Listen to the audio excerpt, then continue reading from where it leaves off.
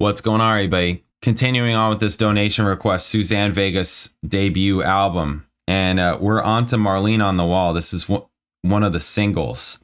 And we have our first look at drummers, right? Our Sue Evans comes in on drums on this track. First two tracks, no drums. No percussion, none of that. All right, let's just get into it. Marlene on the Wall. Bam. And they just hit you with it. The little... Even if I am in love with you, all this to say, what's it to you? Observe the blood, the rose tattoo of the fingerprints on me from you. Other evidence has shown that you and I are still alone. We skirt around the danger zone and don't talk about it later. Marlene watches nice change. Smile, says yeah. She records the rise and fall of every love the color of the changes. Love it. The only soldier now is me. I'm fighting things I cannot so many see. words. I think it's called my destiny that I am changing. Marlene nice. On the wall. Marlena. Well, I walked to your house in the afternoon by the butcher shop with a sawdust room. Yeah, this is very... This reminds me of when I played for a singer-songwriter when I lived in Boston. You held me in your handsome fist and reminded me of the night we kissed and of why I should be leaving. Marlene watches from the wall. Her mocking smile says it all. She records the rise and fall of every soldier passing. Ooh, you're getting a little bit more from her vocals right there. See how her tone changed? I am changing. Marlena on the wall. Marlena, okay. Nice guitar, yeah. Nice.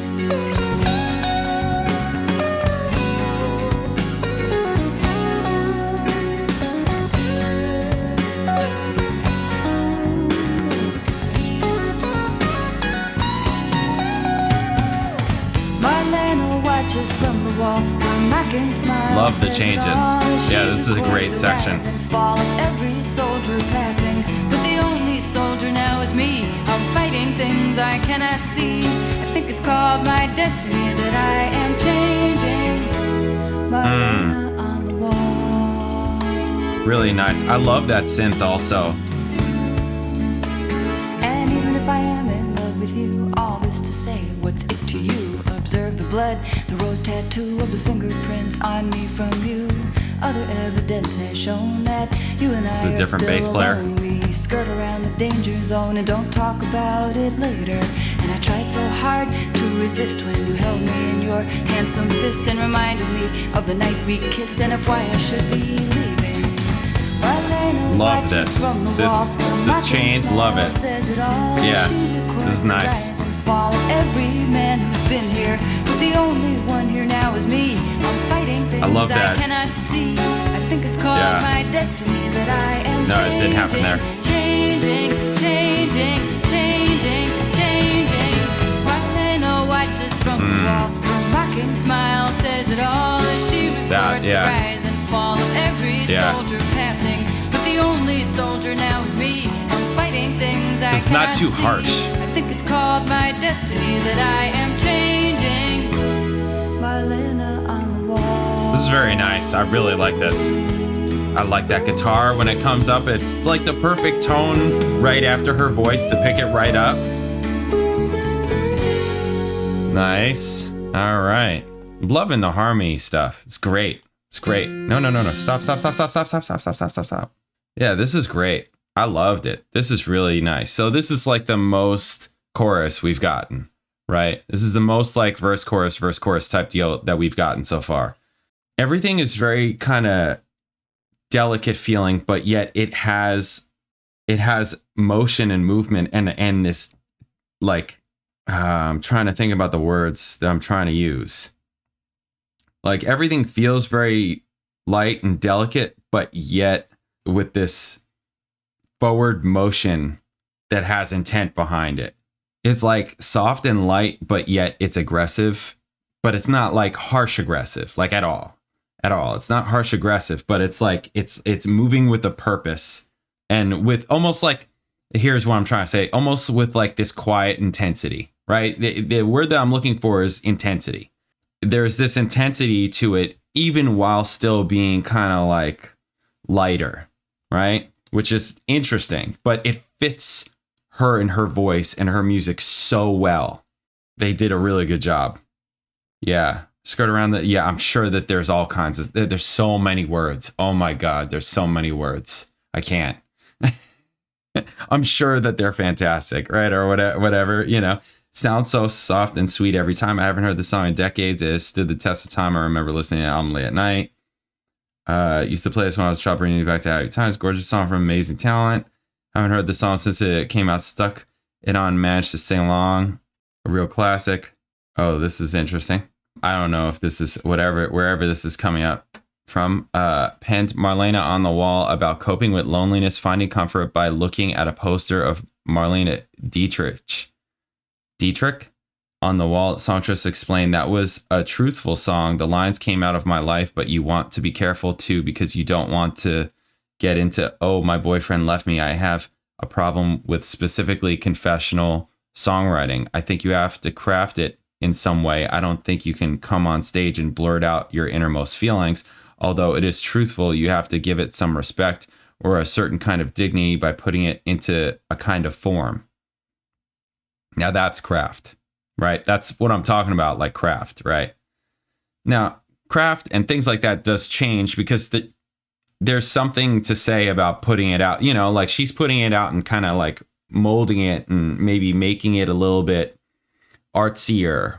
But then there's also just like coming out with it, right? Like other artists may just like be straight up with it, just like, or maybe even crass or something like that. You know, it's kind of like that. Some people do it this way. Some people do it this way. This piece always seemed a little wide of mark. Somehow she stayed. It's accessible and people do like it. But for me personally, inside myself, I feel I had something in mind and I kind of did it. It was stylish. It was interesting, but I didn't feel it was quite the bullseye that some of the others were. The idea of using a poster as a reference point is a very pop idea. It's a song about Marlene Dietrich. You kind of get that from it, or it's a song about a relationship. Okay, there you go. Canada is so bad now. Needles all around. What the hell? The record company was looking for a new Joni. Pity. Yeah, I did. Well, I forget the pity part, but I did think a little bit of that also, like Joni Mitchell-esque or whatever. And Joni is fantastic. I love Joni also. And she brings in those jazz musicians, and that you see how much it helps her and just really wonderfully colors her music. It's awesome. It's awesome. I just think that that's great, because if you come in with jazz musicians, you're more likely to get something like Joni Mitchell, where if you come in with like rock or pop rock musicians or something more standard like that, like say in Los Angeles or whatever, then, you're going to get like Alanis Morissette or something. Right. And I'm saying both of them are Canadian. Right. And I'm not saying that that's a bad thing at all. I'm not putting that as a negative on Alanis Morissette in any way, shape or form. Right. I want you to know. OK, I'm just saying it for what it is. That's just what it is. But this, and I think this is great. I think it's awesome. This is really nice. I really like this one. This is nice.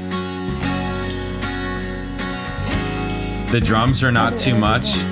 I love the color changes when the chorus-y part comes in, right? Yeah, that's nice. She records the rise and fall of every soldier passing, but the only soldier now is me. I'm fighting things I cannot see.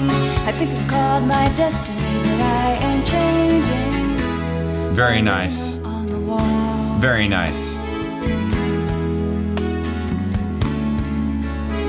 Love that synth. That synth, just tonally, everything that's happening just really fits with her voice so well. Like so well.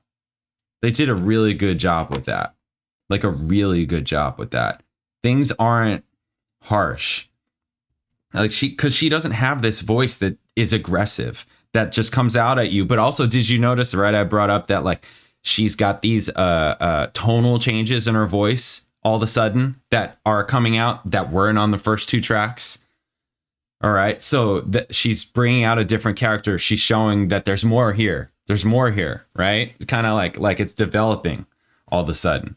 And also maybe to some extent she had to for certain reasons. One, because it's a different song, right? And some songs need to be delivered some way and other songs need to be delivered other ways, right?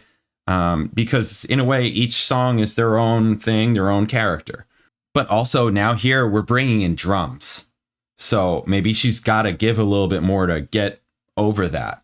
Just as a way of expressing something different for this character in the song. Yeah, there's both of those things, right? Both, each song is different and has a different character. And also like, well, this one has drums now. So maybe you need to sing a little bit differently.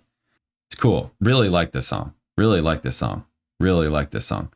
Oh, let's see what this says. I don't know. Maybe title song refers to actress Marlene Dietrich. Inspired by a poster, the actress said, I was thinking and Marlene really had eyes that could see. If Marlene really had eyes that could see, if she was actually a sentient being instead of just being a picture on the wall, what advice would she give me and what was to be seen? While Vega felt unsure about the song at first, considering it too private and obscure, her guitarist at the time, John Gordon, oh, there he is, convinced her to keep the song as a show opener due to its upbeat nature. Spin wrote the song is on the small scale about a troubled, even masochistic relationship. On the big scale, it's about the limits of what one will endure in the name of love. Okay. Yeah, I think everybody did a great job. Like the band sounds great. Band sounds great. They're doing a really good job of supporting her and the song. Really good job. That's just what it is. That's how I feel about it. And these guys that are producing it, Steve Abato and Lenny Kaye, helped launch the careers of Suzanne Vega and Sean Colvin. I don't know who Sean Colvin is. That's all right. Maybe if I heard it. Bobby McFerrin, Bob Dylan, Loudon Wainwright, Jeff Buckley, Olivia Newton-John. Yeah, singer-songwriteries, folkies. Cool. All right. How about this cat, Lenny Kaye? Oh, this guy's born right before me. Patti Smith Group. Garage rock. Wow, that's different. Punk, garage rock, punk rock, all this stuff. That's funny. Rutgers. Oh boy. Bleecker Street. Okay. Patti Smith. Okay. Here's his words. Studio capacity. Carol R.E.M. James Soul Asylum. Allen Ginsberg. Co-produced Suzanne Vega's first two albums. Reunited with Patti Smith. Folk Revival, Bleecker, and McDougal. Cool. All right. There it is. Cool. Yeah, loving this. All right. And we got Small Blue Thing next. And I remember liking this track, so it'll be great to hear it again. Awesome. All right. I mean, you know, if you're into this kind of music, this is top notch so far, in my opinion. This is like top notch. Like, I'm loving this record. I think it's awesome. I think it's awesome. Cool. All right. Up next, Small Blue Thing. Catch you then later.